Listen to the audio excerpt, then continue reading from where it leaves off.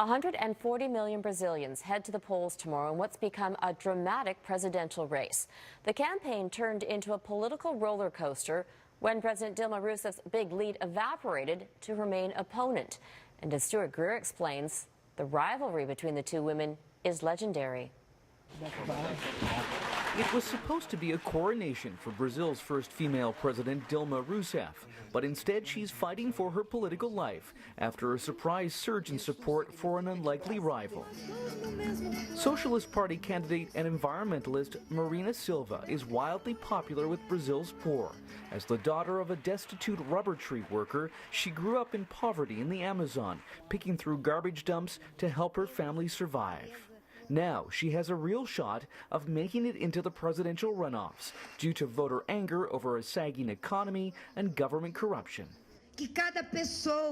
Everybody here can be convinced that we will be voted into the second round, she said confidently. Silva wasn't even supposed to be a presidential candidate, but when Socialist Party leader Eduardo Campos died in a plane crash in August, she was picked as his successor. Both Silva and Rousseff are driven women whose rivalry goes back years to when they were cabinet colleagues.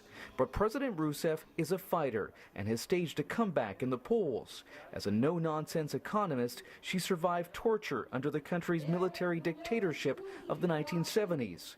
Handpicked by former President Lula da Silva, she was regarded as a champion of the poor and competent manager in Brazil's Workers' Party, which has governed for the last 11 years. People want the country to be guided by the hands of those who've already proven they are capable of improving lives, she says.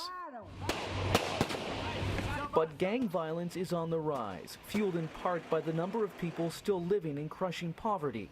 A recession at the beginning of the year has hit Brazil hard.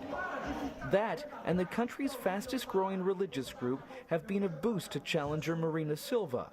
She's among the 23 million Pentecostals who now make up 1/5 of the electorate in this predominantly Catholic country.